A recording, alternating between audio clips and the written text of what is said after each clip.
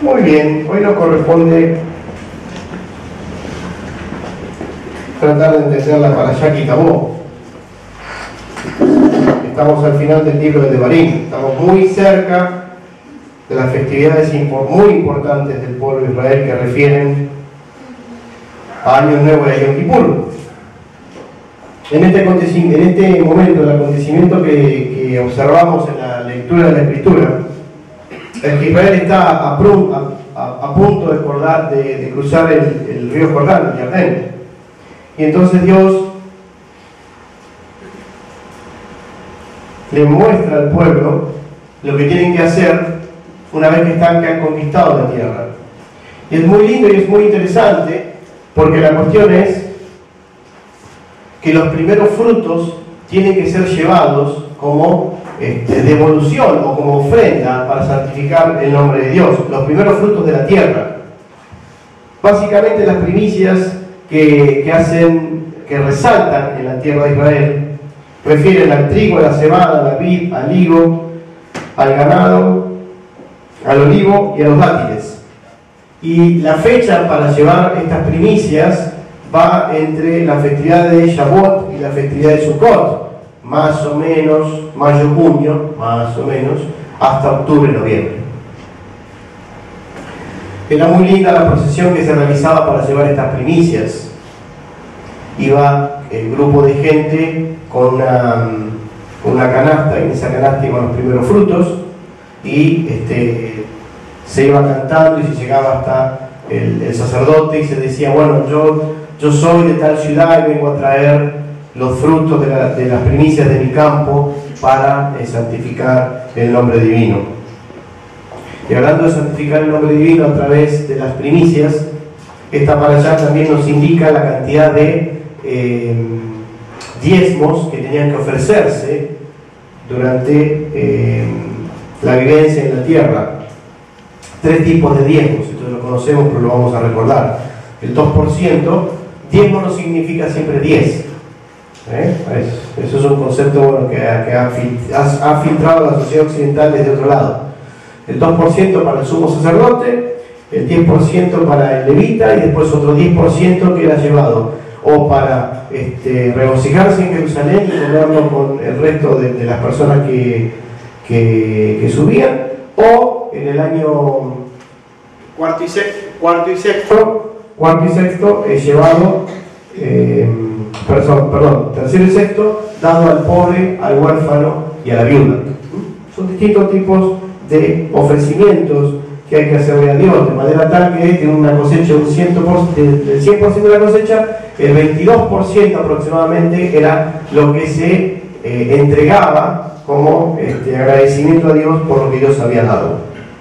Y nos vamos a quedar en este punto. La parashá después va a continuar con el levantamiento de 12 piedras, en donde en el monte Ebal iban a estar la mitad de las tribus, en el monte Gerizim la otra mitad de las tribus, y se iban a escuchar 12 bendiciones y las 12 maldiciones, o el opuesto de las 12 bendiciones. No vamos a ingresar tanto en eso. Lo que yo quisiera es puntualizar específicamente por qué Dios, cuando están entrando a la tierra, le dice, acuérdate de ofrecerme las primicias. Hoy en día la costumbre derivó la costumbre del mundo evangélico, no el mundo católico, la costumbre del mundo evangélico derivó que el primer sueldo, si lo cobrás, se lo tenés que dar, o sea, en una ofrenda que la tenés que llevar a la iglesia o al pastor, porque es la primicia, una cosa un poco estereotipada. Estas cosas son y fueron dadas para la producción en la tierra de Israel. De ahí exteriorizar y hacer otra cosa es medio que mezclar el asunto, pero bueno, igual quería aclararlo. La cuestión es por qué. Miren, cuando uno ve florecer una planta que tiene en su casa, un árbol, o si ha nacido una cría de un animalito que uno tiene, es ahí cuando uno se empieza a dar cuenta, es la maravilla de la creación, de la misma naturaleza. Pasamos del invierno que arrecia con todo, y cuando vamos ingresando en la la primavera, ¿cómo nos vamos dando cuenta? Porque los árboles empiezan a cambiar sus formas, empiezan a mostrarnos sus florcitas, empiezan a mostrarnos sus hojas, la belleza de la creación, la belleza de la naturaleza. Es tan fácil olvidarse de la belleza de las cosas que Dios produjo y seguirá produciendo. Es tan fácil olvidarse con el trajín de los días y con el trajín y la velocidad que le imprimimos a nuestra vida diaria, que Dios nos dice, cada vez, cada ciclo en el cual te vuelvo a dar el alimento, te vuelvo a dar el agua, te vuelvo a dar el sol, te vuelvo a dar la tierra, recuerda quién eres. Recuerda quién eres. ¿Y quién eres? Dice el texto, Obed Aramí, un peregrino errante a punto de perecer, fue mi padre. Hay una discusión rabínica respecto a quién es este peregrino a punto de perecer. Algunos dicen que es Abraham y otros dicen que es Jacob. Por una cuestión de terminología hebrea, de cómo está escrito esto en el hebreo, muy fácilmente se puede llegar a que Aramí Obed Abí, un aramí a punto de perecer fue mi padre, se identifica más con Jacob que con Abraham. El verbo aquí está intransitivo, por lo tanto es un verbo que implica la acción sobre la persona y no sobre otro. ¿Por qué Jacob estuvo a punto de perecer? Jacob estuvo a punto de perecer por la maldad de Labán. Labán, su suegro, lo explotaba, y Jacob, para poder volver a la tierra, tuvo que hacer una serie de tretas, historia conocida, como para salir. Lo interesante es que las esposas de Jacob, que eran las hijas de Labán, lo acompañan a Jacob. ¿Qué tuvieron que hacer las esposas de Jacob para apoyarlo a Jacob y salir del círculo de su padre? Tuvieron que partir, que romper la cosmovisión del mundo que tenía Labán.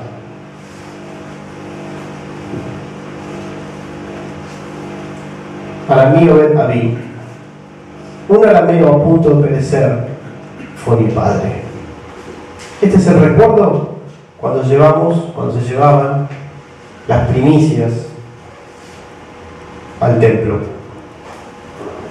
Recordamos que nuestro ancestro estuvo a punto de perecer, que tuvo que romper con el sistema que lo rodeaba, con todos los patrones culturales, que tuvo que salir para encontrarse con la bendición divina. Es interesantísimo porque esto se va a repetir de generación en generación, de generación en generación. Claro, el peso de la cultura nos condiciona. El peso de la cultura nos condiciona. Y nos da una cosmovisión de la vida.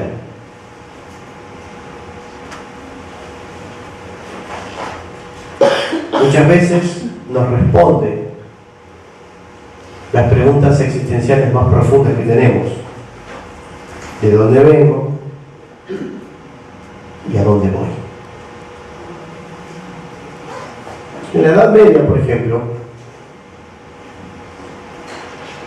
todo lo había destinado Dios. Hoy en día también lo veremos. Sí, claro.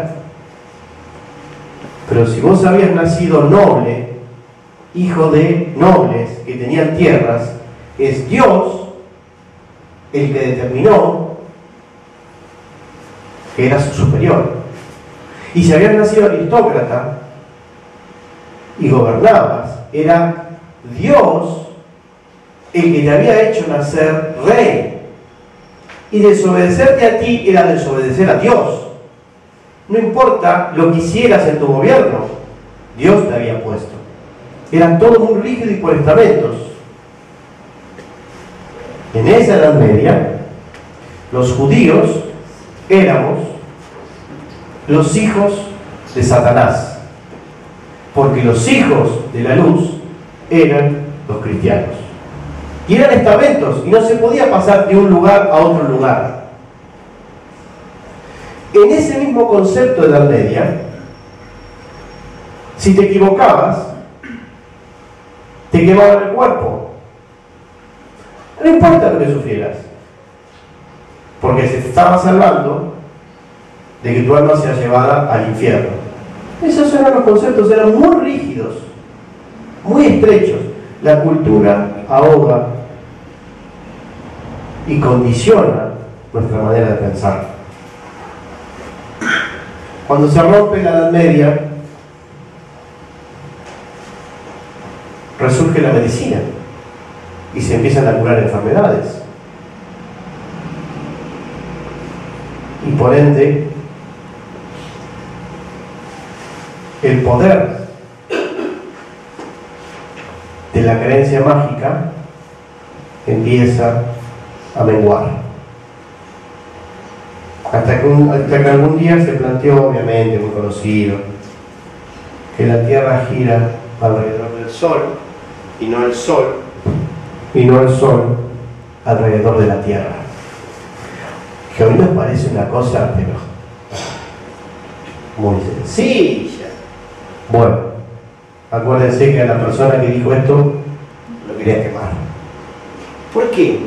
¿Por qué tanto?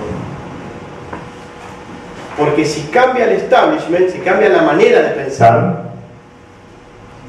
tenemos que reacondicionar todo el sistema político y de gobierno y de dominio.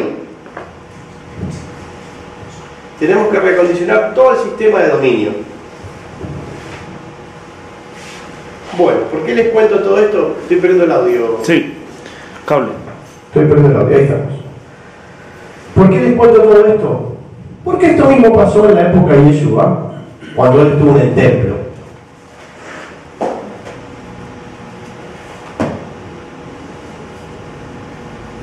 En una discusión con los sacerdotes en el templo, le respondieron: linaje de Abraham somos y jamás hemos sido esclavos de nadie. ¿Cómo tú dices que seremos libres? Le había dicho que si seguimos su palabra seríamos libres.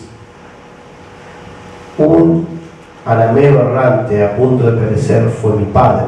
Discusión si fue Abraham, si fue Jacob. Fíjense la respuesta de los sacerdotes. Linaje de Abraham somos. Tenemos los patrones de Abraham. Pertenecemos a su cultura. Sus méritos nos alcanzan. ¿Cómo vas a decir que vamos a ser libres si nunca fuimos esclavos? Nunca fuimos esclavos. Es muy interesante cuando tomamos los patrones culturales y los hacemos como un tesoro. ¿Quién soy? Ah, mirá la respuesta. ¿Quién soy? Soy el descendiente de Abraham. Por lo tanto, tengo un privilegio. El primer error de esta respuesta es que Israel fue esclavo en Egipto.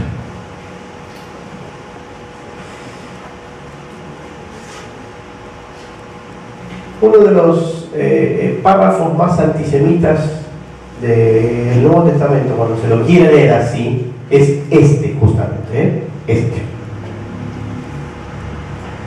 Sigue la discusión. Nuestro padre es Abraham. Y yo les digo, si fueran hijos de Abraham, las obras de Abraham harían. ¿Quién fue Abraham? Abraham fue, para la tradición de Israel, el primer monoteísta. Descubrió a Dios mediante la lógica y predicó a su generación que hay un solo Dios y que todo responde a Él.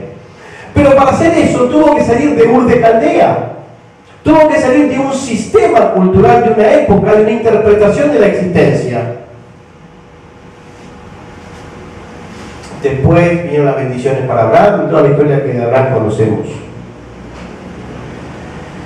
Y Yeshua, que no le costaba mucho enojarse, les dijo: ustedes son de vuestro padre, el diablo, y los deseos de vuestro padre quieren hacer, los del diablo. El que ha sido homicida desde el principio y no ha permanecido en la verdad, porque no hay verdad en él. Cuando habla mentira, de suyo habla, porque es mentiroso y padre de mentira.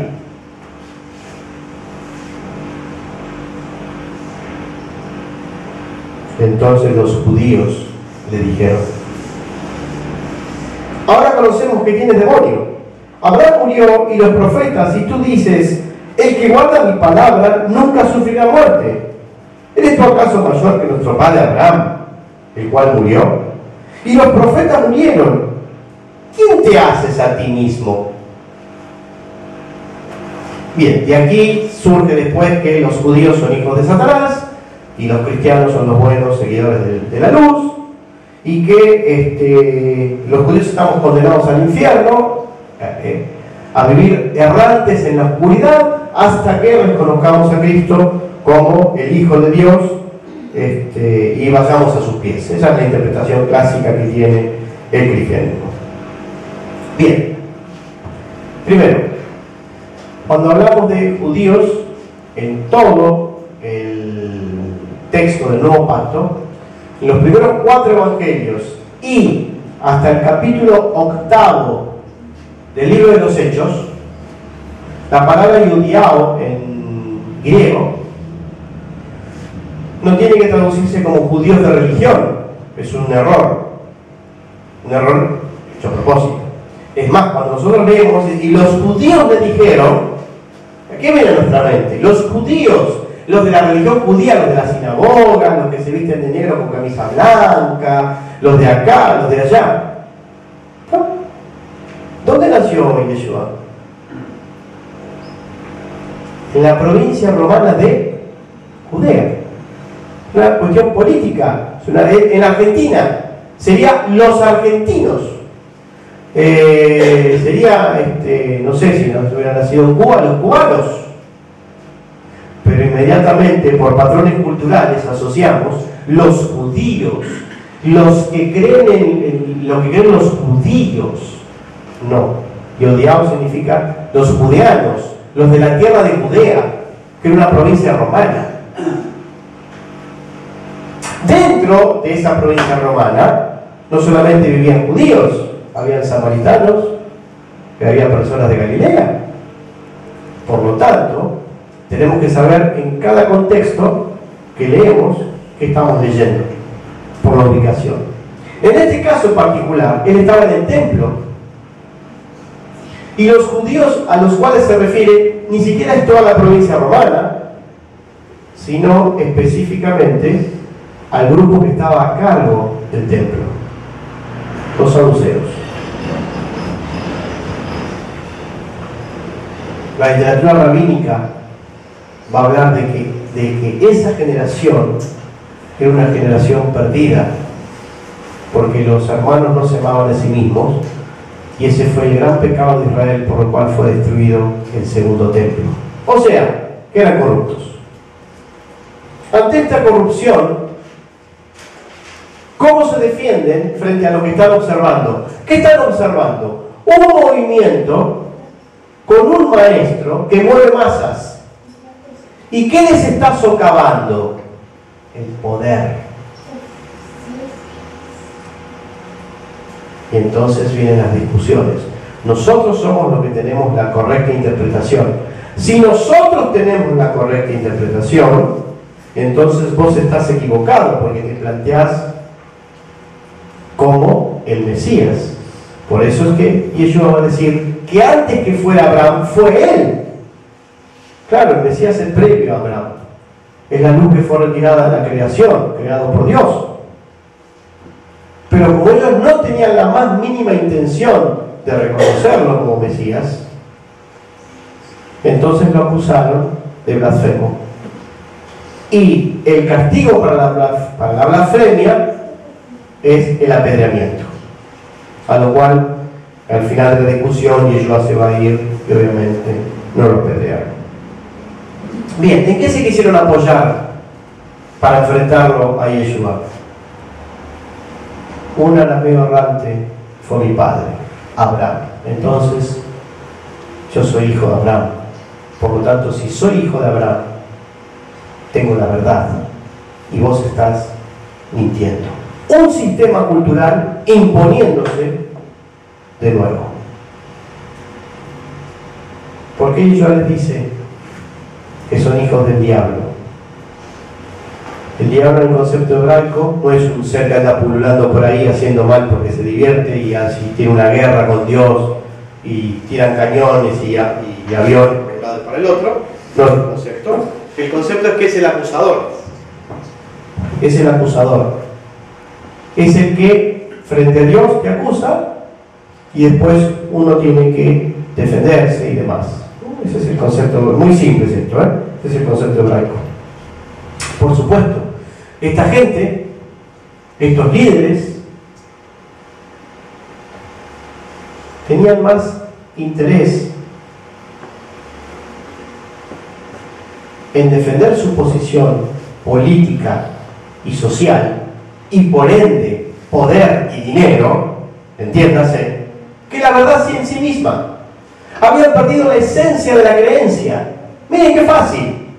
Cuando uno pierde la esencia de la creencia, le interesa más lo público, lo que todos quieren, lo que a todos les gusta, lo que todos sonríen. Bien. Total, hagamos esto que tenemos al pueblo en un puño. Y yo fue muy directo en decirles, eso es la obra del impulso del mal, del Yetzer Hara, que es lo que tienen en el corazón. Y es ahí donde quien acusa gobierna.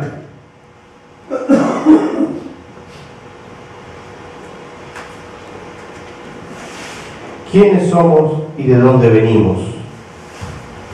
Que la cultura imperante no nos ahogue. Que tengamos la suficiente fuerza y convicción como para defender lo que somos y lo que creemos.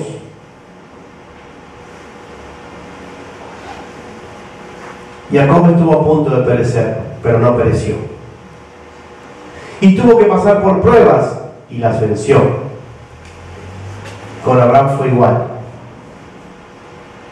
Cada nivel que Abraham iba avanzando, Dios lo iba probando y probando y probando. Es decir, puliendo y puliendo y puliendo. El judaísmo mesiánico es exactamente lo mismo. Salimos de los patrones culturales normales.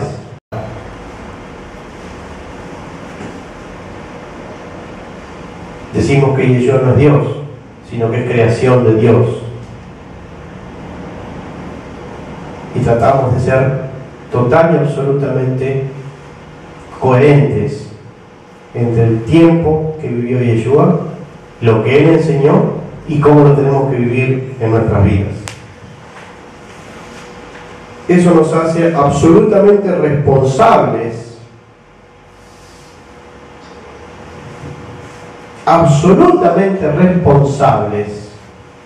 de nuestra creencia. Cuando Dios bendijo a Abraham y bendijo a Jacob, bendijo a uno, y esa bendición después llegó a otros. Todos queremos y esperamos que el movimiento siga creciendo y se siga expandiendo y que esto y que el otro. Ocupémonos primero de nuestros patrones culturales. ¿Qué estamos haciendo? ¿Qué estamos creyendo? ¿Cuál es nuestra coherencia con lo que decimos que hacemos o que creemos? Y después Dios, si le place, bendecirá con gente, mejor edificio, las cosas que ustedes quieran. Pero primero pasa por nosotros.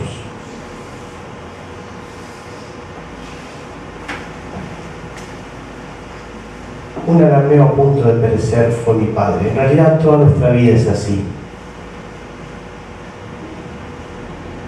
Nuestra vida está llena de estos vaivenes que subimos y que bajamos, que subimos y que bajamos. Para poder vencer, uno tiene que olvidarse de los otros. No hay que correr la carrera de la cultura, la carrera del medio. Hay que correr la carrera hacia Dios, estando orientados, muy bien orientados, en quiénes somos, en nuestra propia esencia. Es cierto, de Dios vengo y a Dios voy. Y en ese de Dios vengo, todos los que estamos aquí, todos, estamos filtrados, no solamente por la cultura general o la interpretación general de la Escritura y todo lo demás, sino también por la visión de nuestros padres físicos. Ellos nos han dado también una visión del mundo, una cosmovisión del mundo. Lo blanco es blanco y lo negro es negro. ¿Dónde aprendemos a distinguir una cosa de la otra? En nuestras familias. Aún en ello, tomemos lo positivo y tengamos energía como para lanzarnos a romper con aquel patrón cultural que nos han dado, que no es el mejor, para mejorarnos y mejorar a la próxima generación.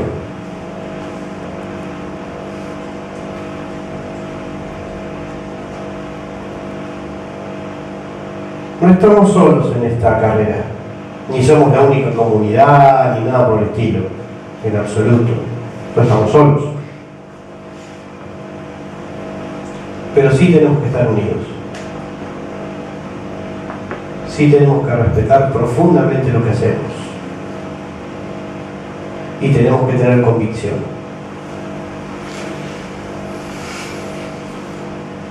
Muchos de ustedes me cuentan sus problemas, muchos se resuelven, muchos consiguen trabajo, muchos se curan, muchas cosas pasan. Eso es porque el camino que estamos llevando es el camino que Dios está esperando que hagamos. Y si no pasara, una era medio errante a punto de perecer, fue mi padre.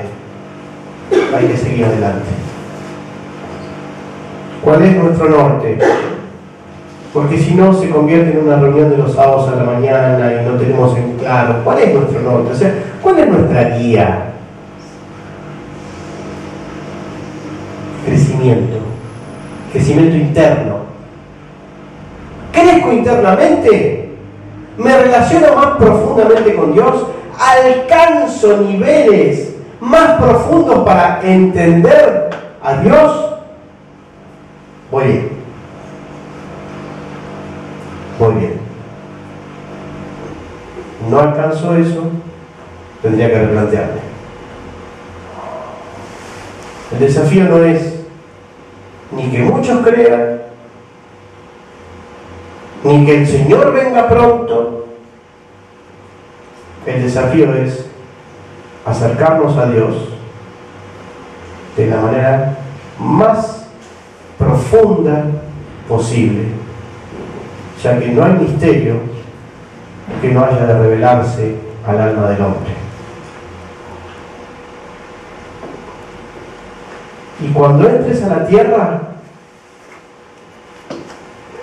los primeros frutos son para recordar que es Él el que te da todo. Cuando conozcas un poco más a Dios, el primer fruto de eso es recordarle a Él en ese momento y agradecerle por las cosas que nos va revelando internamente. Ese es el camino, eso es el judaísmo mesiánico. No es un movimiento de masas, no es un movimiento espectacular. Es muy simple, es muy profundo e implica absoluta y total entrega a Dios. Ni a los sistemas, ni a la cultura, ni a la política, ni al dominio, ni a las economías. A Dios, para unirnos a Él. Lo único que nos da vida y lo único que nos llena plenamente. Shabbat Shalom para todos.